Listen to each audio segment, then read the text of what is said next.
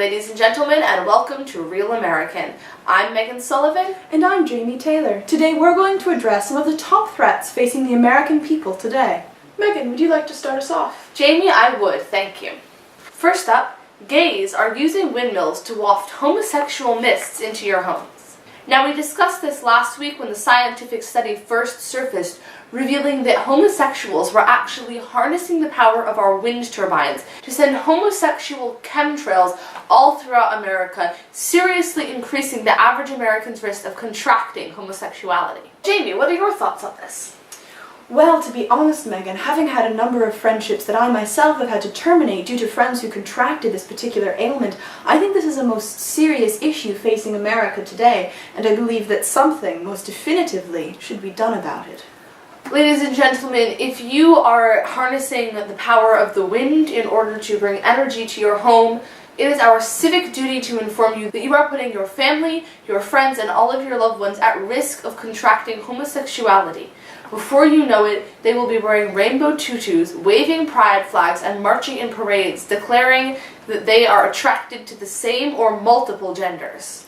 In fact, ladies and gentlemen, it has now been scientifically proven that young children are the most susceptible to the gay chemical now known as homosexualium. We urge all of you out there with small children, with families, with relatives, to please be careful of what you breathe. The air in America may be becoming more and more toxic by the day. In fact, that is extremely likely.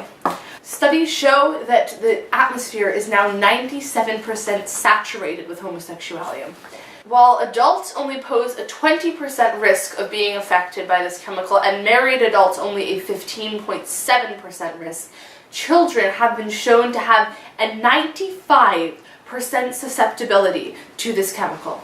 We here at Real American advise you to purchase surgical masks to wear until this problem has been sufficiently dealt with, and if you are using wind power to power your home, please stop immediately and switch to a more hetero-friendly alternative.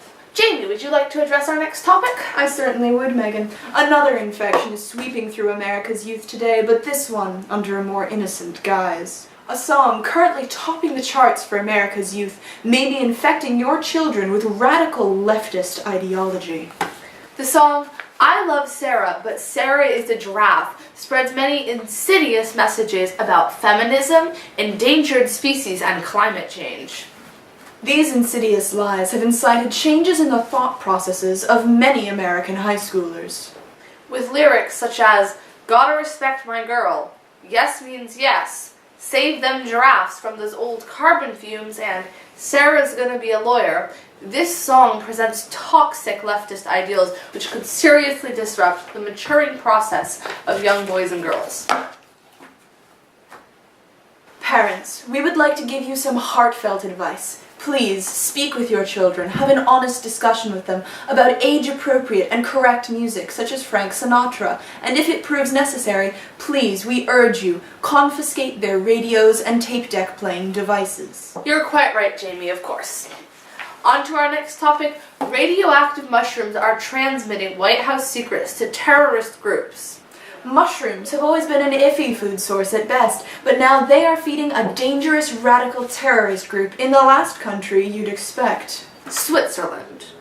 Dangerous Swiss hippies living in the Alps have recently discovered a new technology which enables them to harness the spores of the rare hippoid Mycelium mushroom, which can be found only in certain areas of Maryland and Washington, D.C., closely surrounding the White House. These mushrooms emit a radioactive signal which the hippies can now pinpoint in a certain section of mushroom DNA found in the spores of the hippoid Mycelium. It is now believed they are baking these spores into their trademark cheese and sending them to their secret headquarters in another country in order to transfer White House secrets to their secret allies, the Finns. Now, this is a sample of the hippoid Mycelium itself. As you can see, it is marked very specifically with this distinctive peace sign and with a ring around the edges. These markings make it particularly identifiable to hippies such as the ones we are currently dealing with in the Alps. I have performed multiple genetics tests on this mushroom, multiple spongiform radar tests, and I can confirm that this species is responsible for the signals currently being sent to our enemies in Switzerland and Finland.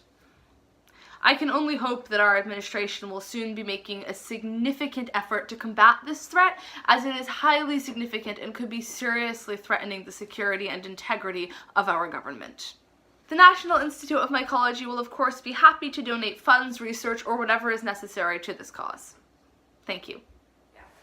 The Finno-Swiss Alliance may be planning an attack on the White House and the current administration in coming months, and it is in fact believed that this attack has been timed very specifically to coincide with the recent onset and increase in power of the homosexuality virus.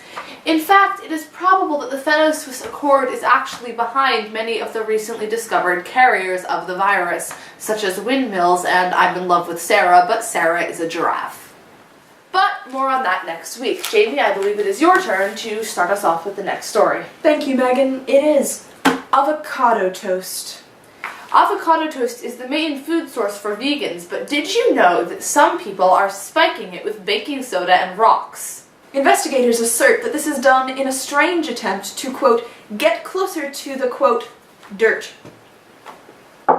The rocks, our sources state, are harvested from a specific volcano in France, causing explosive tendencies in consumers, as well as an outbreak of revolutions and increased use of guillotines. The word croissant is said to be their rallying cry. Here's footage of one particularly vehement member of the movement calling his comrades to arms. Croissant, croissant, croissant, croissant, croissant, croissant, croissant, croissant. That was the most disturbing footage, Janet. And what makes it even more disturbing is when you learn these rebels have actually adopted Marxist ways of thinking, believing that what they call the croissant proletariat will overcome the baguette bourgeoisie. Further investigation into this new wave rebellion is underway, and the purpose of the baking soda has not yet been deduced. Thank you, Jamie. Thank you, Megan. This has been Real American. And remember, it's American, not Americant.